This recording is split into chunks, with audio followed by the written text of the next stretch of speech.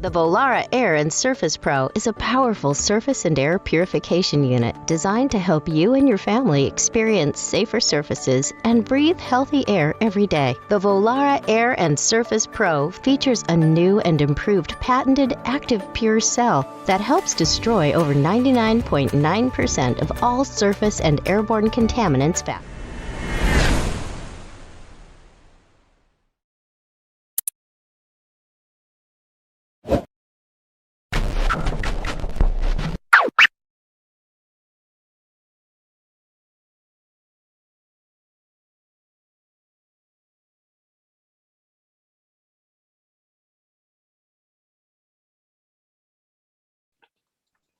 Hey there, good day to you. Welcome to TalkBack Live, and we're going to have a really good show for you today. Thank you for tuning in. Be sure go to our YouTube page and subscribe and like TalkBack Live with Gloria. Hey, and be sure and write your comments, questions. I've got a very special guest for you today, Chancellor K Jackson, all the way from the ATL. He is a very successful author right now, the #1 selling author on Amazon. Chancellor K Jackson is my special guest today, and he's going to talk about an experience that he had over in Beijing, China.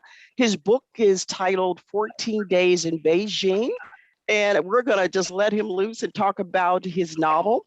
And so we want you to don't forget, if you've got a question for a special guest today, Chancellor K Jackson, please put it in the chat. We'll be sure that he's able to answer that question for you.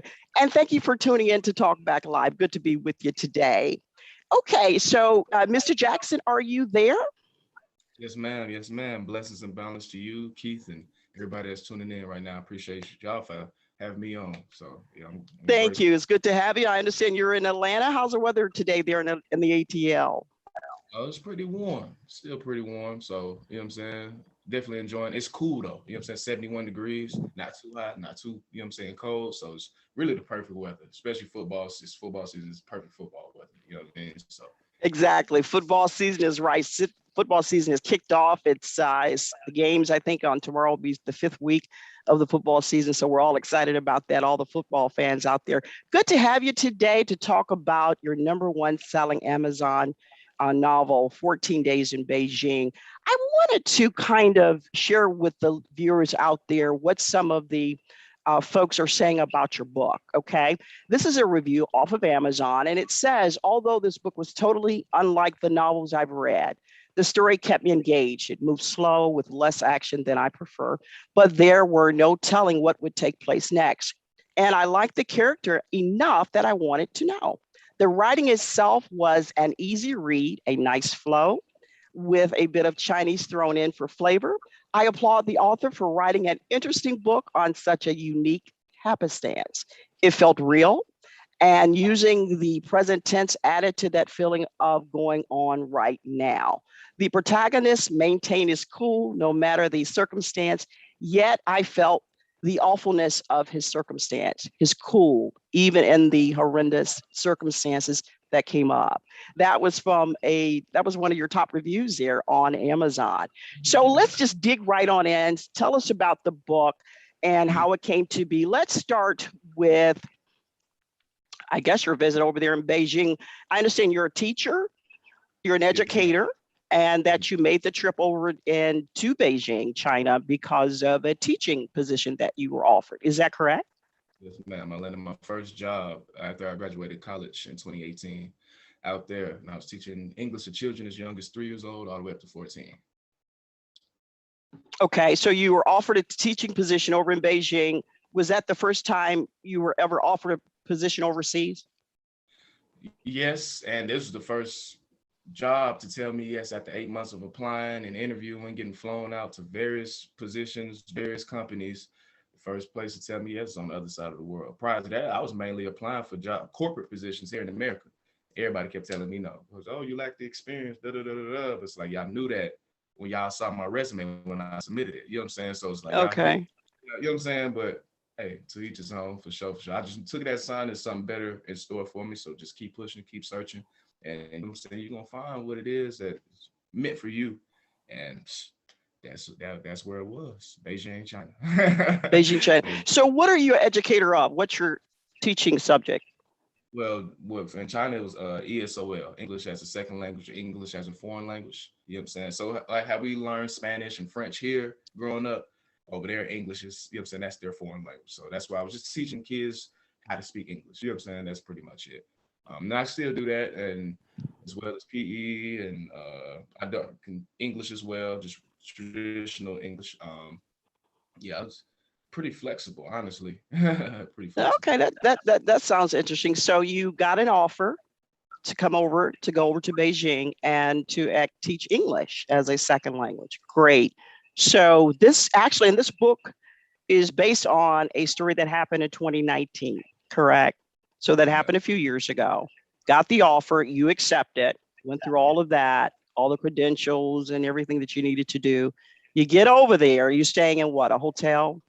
Yeah, they put us up in a hotel so I came in with like a recruiting class. So it's like 28 of us. We all got recruited around the same time.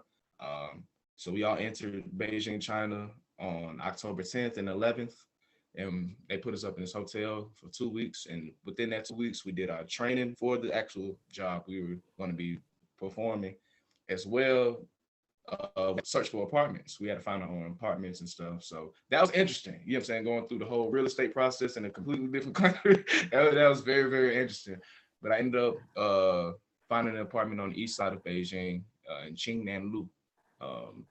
And it's the business district of Beijing. So I'm in the sector with folks that got that moolah. You feel me? I but feel you. yeah. So, but it was a great location. My job was literally I could walk in my apartment complex and look at the 14 floor humongous mall across the street, and that's what my job was. So it's like it was very convenient, beautiful area. The people were harmonious. It was very nice. I miss it finally, honestly. I miss China a lot. It was quite the experience. But yeah, that's you know what Okay, I'm so saying. you actually went over with another group of teachers, educators? Essentially, yeah, we all came in at the same time. Now, none of us, some had teaching backgrounds.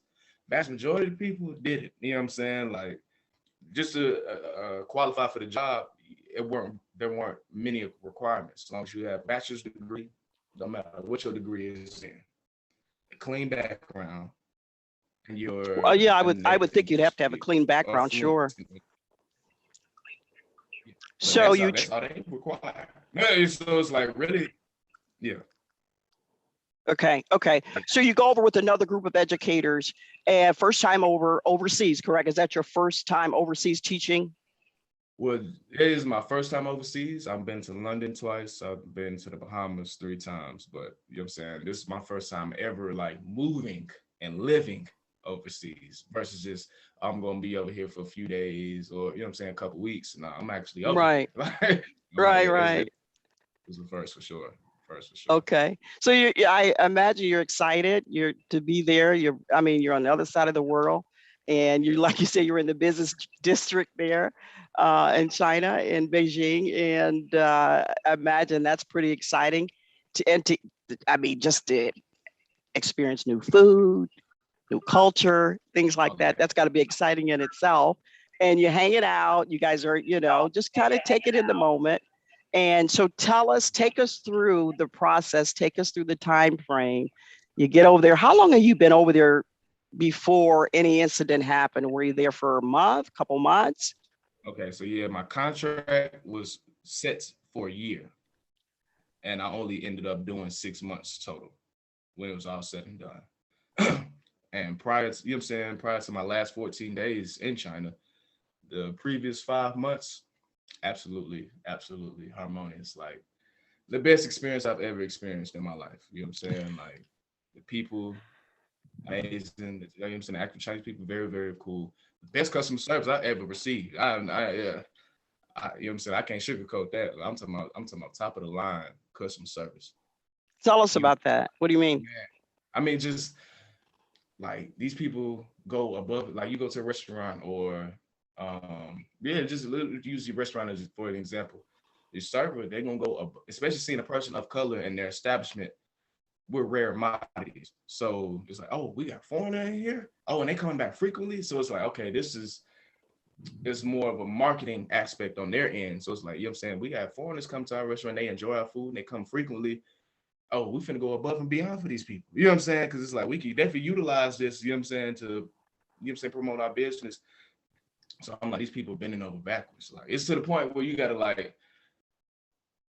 try to tell them like, okay, I appreciate it, but it's like, you can calm down. Like, you ain't gotta go so hard. And it's like, and they don't accept tips out there either.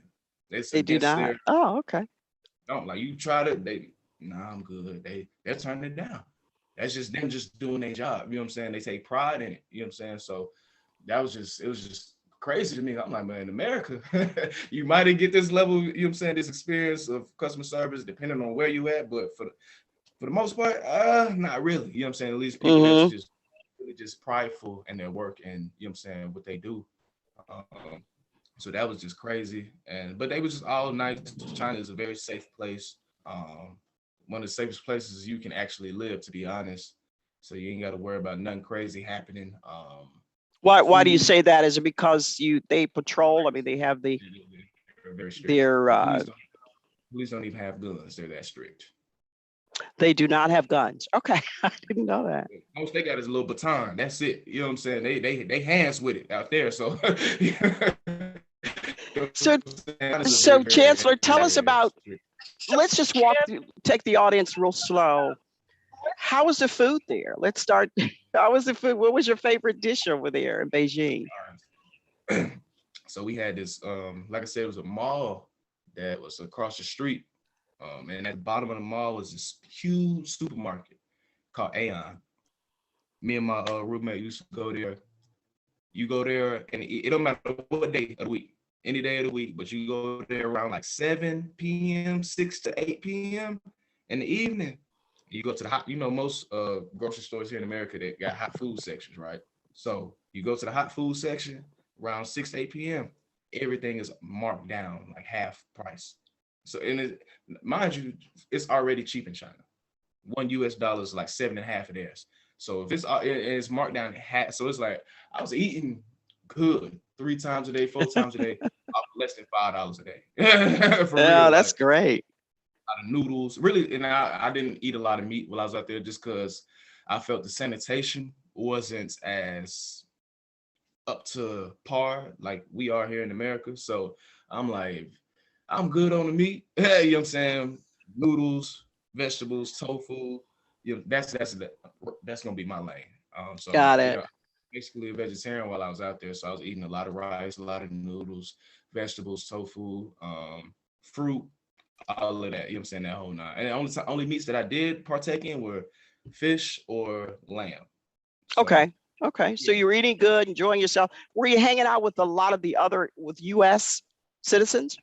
Yeah, that's mainly who I'm around for the most part. Like I really didn't have to use or speak Mandarin unless I'm out in public trying to do something. For the most part, I'm with other people that speak English. So, that's just interesting too, because it's like China. How many people? Let me ask y'all this: how many people do you know? One, visited China, or two, just lived in China? Not a lot. I actually do have one friend that I've known for quite a number of years. He's from Cleveland, but he actually went to college and studied the language and learned Chinese, and he knows it fluently. Not sure if he's traveled over there just yet, but yeah. Okay. So he's the only one that I can actually say that I know. And so just from that aspect, that's vast majority of people here. So the fact that I'm here in China, you here in China, it's not easy to get over here. But the fact that we're here at this point in time right now says a lot. Do you speak Chinese? EDN. EDN? EDN, just a little. I knew just enough to move and groove. You know what I'm saying? I definitely ain't want to go over there not doing nothing. I'm like, that's ignorant. You know what I'm saying? But just enough to, you know what I'm saying, maneuver, get what I need, you know what I'm saying? Just the basics. As far as having a full in-depth conversation like we having right now, no, it's not happening. It's not. You know okay. Just enough move and groove for sure. Okay. So let me ask you this before we go to break, and then we'll get your response on the other side, because you're selling this, and your story is selling very well on Amazon. You're the #1 bookseller on Amazon right now. So people are buying it. People love it. They love the story. And I guess when we come back from break, I want you to help us understand, #1, what prompted you to write the story, and then take us through your experience there with over there in Beijing and everything. What prompted you to write and actually put it in writing? Because everyone that experiences has a bad experience, they don't write about it, Yeah. Yeah. unless it's pretty traumatic or something that they feel can help others. So Sure. yeah, so we're going to have you talk about that on the break. Be sure, if you've got a question for Chancellor K. Jackson, I've got him here today live on TalkBack Live, and he'll be happy to answer your questions, take your comments, and we'll see you on the other side. Stay tuned.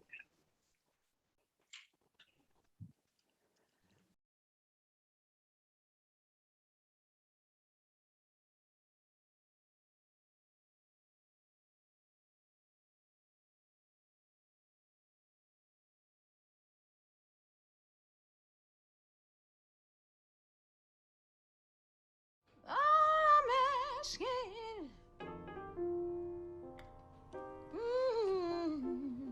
It's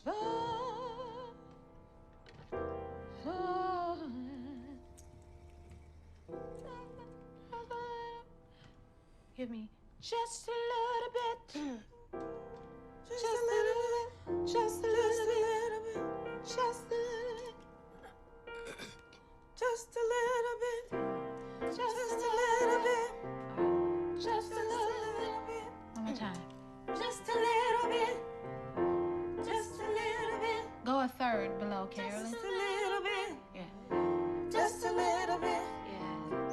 Just a little bit. Yeah. Just a little bit. Just a little bit. Yeah, baby. Just a little bit. Thank you. Just a little bit. Thank you to me. Just thank you to me.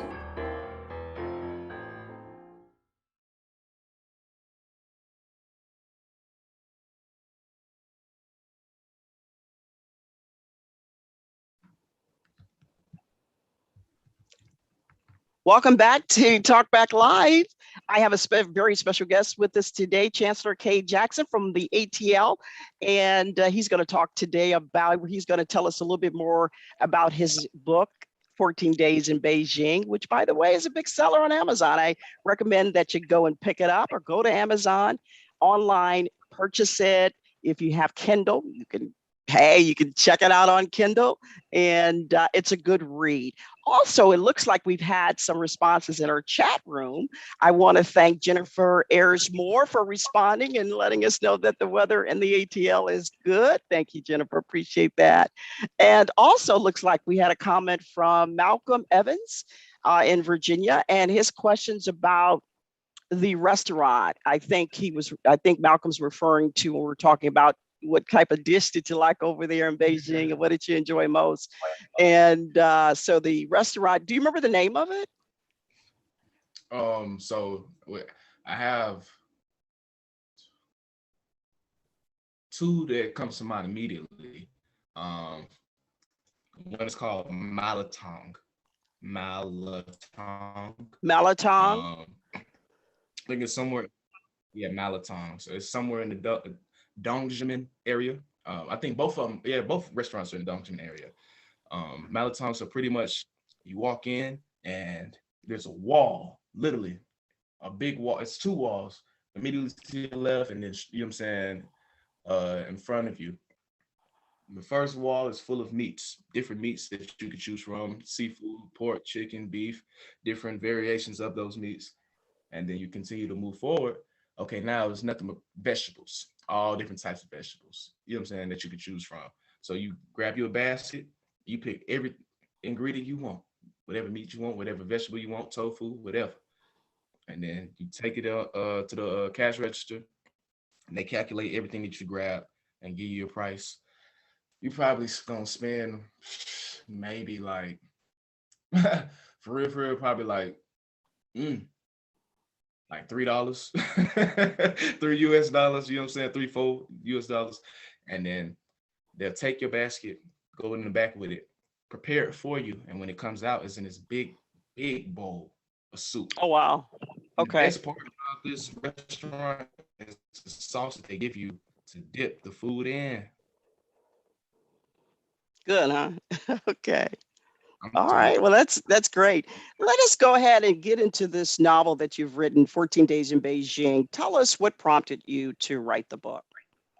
So after I got back to America, I knew that I wanted to do something with the story and the experience, especially being incarcerated, because it's like being locked up abroad, that's something taboo, you know what I'm saying, amongst most people. You know what I'm saying? It's common, but it's still taboo. Like you hear about it, but it's like to actually know somebody that actually went through it. It's like, oh, it's a rare commodity right there. Like that's not very common. So I knew I wanted to do something with the story. I just had no clue what. Had no clue what. And one day I was with a tribal member and we was just powwowing. And he was a published author before we graduated high school in 2014. And you know what I'm saying? He was like, hey, bro, you should write a book on it. I'm like, that's a good idea. I'm like, that's a good idea. I could write a book about it. How to go about doing that? I have no clue, but I'm like, definitely writing a book would be a great way to, you know what I'm saying, showcase the story. So he assisted me and gave me a little small outline, just 5 layers. He put it in my notes on my phone right then and there. And I just took it and I started filling it in. And I'm like, okay, I'm really writing. So I'm like, okay, let me move it from my notes in my phone and moved it to a Google Doc. And started finished writing it on the computer. And it took me about so after completing the story in 4 months was the editing process. So the editing process alone was like 8 months. You know what I'm saying? Just fine tuning it, getting a cover and title and book description, and like you know what I'm saying, all those small details that come to play when it comes to creating a novel Right. Sure. and all that. Yeah. So, but as far as just writing a book, it only took me 4 months to do. That wasn't because I'm just telling the story. Something that really happened. That's like me sitting here telling y'all the whole story verbally right now. You know what I'm saying? That's all I did Hmm. is just put it on paper. Okay. Um, So let's tell us the story. What actually happened? all right. So it's April 4th, 2019. It's a Thursday, which is one of my days off. I'm planning on attending an event later in the afternoon, a fan painting event. It's a team builder event that my company, they host team builder events every month, just random things. This one just so happened to be a fan paint. You know, Chinese fans have, we decorate and customize our own. So I'm like, I bet I'm gonna slide to the event. I'm planning on meeting co-workers and friends there. It's gonna be lit. You know what I'm saying? And Nipsey Hussle had just died around the time. So I was gonna designate my whole fan to him. You know what I'm saying? It's gonna be a whole Nipsey Hussle marathon. You know what I'm saying? Fan, just you know what I'm saying, just representation of him and his journey. So I go through my typical morning preparations.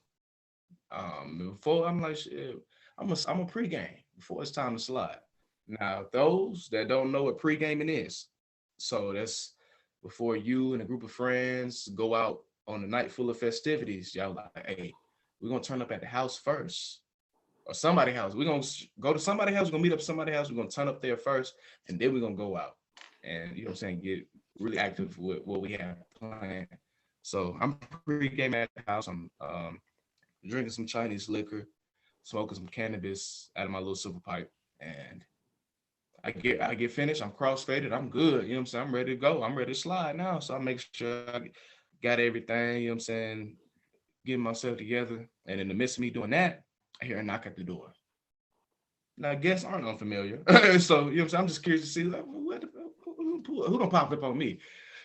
Look through the peephole. It's 3 officers from the Beijing police. Right then and there. It's like my heart and my spirit just sunk into my stomach. I'm like, oh shit. Like, you know what I'm saying? We're like, what they doing here? What do they say when they announce themselves? You know, knock knock, Beijing constable, Nah, or they just knocking on the door, just knocking on the door. You they know what I'm never saying? they never announce who they are. I mean, because it's like we in China, so it's like they could, but it's like if they more It than was in likely gonna Chinese. speak, It was in yeah, they Chinese. more than likely they gonna, you say, so it's like I definitely wouldn't know what they were saying anyway. So I scrambled, put everything up, open the door, and immediately at that open the door, they walk straight in, all three of them, and they in a triangle like this here. You know what I'm saying? So the one in front, he's speaking to me, and it's clear that I have no clue what he's saying. It's written on my face, like, but I don't know what you're talking about. So once he realizes that, he pulls out his phone. He speaks into it through the translator app. He shows me the translation. I'm reading it. Are you on drugs? What? Nah, bro, you tripping, bro. Nah, bro, you tweaking. Nah, bro. Nah, just lying. You know what I'm saying? Of course, I'm playing the fool. He's speaking to the app again. Show me the translation. Are there any drugs in the house? Bruh, where were you getting this information from? You ain't even say hello. Like, nah, bro, you tripping. Nah, passport? Yeah, bro, you need to see my passport, bro, because clearly there's a fusion going on. So let me go grab my passport real quick. So I go to my room, I grab my passport, visa, apartment contract. I grab every documentation that they could possibly need, you know what I'm saying, just to verify who I am and why I'm here, just to, you know, I'm like, just to finesse the situation. Like, y'all play the fool. Like, y'all got me confused with somebody else. So I present the documents to the officer. He's sitting there looking over it. The other two officers, they're just walking around the apartment, just scanning it gently. You know what I'm saying? They ain't really looking through nothing. They just got wandering eyes. They scoping the place out for sure. So time is passing. They tell me to sit down. So I sit down at my dining room table, and I'm just thinking, okay, what's next? What I'm gonna do next? How am I gonna finesse the situation? I'm gonna get myself out of this. And in the course of me just, you know what I'm saying, reflecting, and hear footsteps coming from down the hall. Because mind you, they never closed the front door. The front door's still wide open. Okay, so I'm just, and I don't mean to interrupt you, Chancellor. I just want you to just fast forward a little bit for us because their time's kind of winding down. You end up, they take you down, they take you in, they go through all of the preliminary stuff, right? They book you. And so consequently, you're there for 14 long days. Do they find any evidence on you in the house, where you were living? Yeah, you know what I'm saying? They confiscate my the flower that I did have on me. And I didn't know how much I had at that point in time until we get to the second precinct. And that's where they weigh up the cannabis in front of me. And it was took out to me. Okay, so this was 2019. Was cannabis legal there or no? Illegal? Absolutely not. Okay. So they book you, you spent 14 days. You did, and I'm sure the story was traumatic. I mean, it would be traumatic for anyone, right? Okay. No hard drugs, cannabis. Okay. Even though it's not legal. So basically, did they treat you in a humane way? Was there something different that they do in the States that traumatized you to brought you enough to write about it, or what? The thing that made my story stand out from others was that I didn't receive any bit of information about what was going to happen to me, what my process was going to be like, how long I was going to be, you know what I'm saying, locked up for. That's the only difference. Like, you read the story, it's like everybody, okay, yeah, I got 10 days. I got this amount of days. Oh yeah, they told me this, they told me that. I'm just right. Well, they arrested me and just had me following. And you know what I'm saying?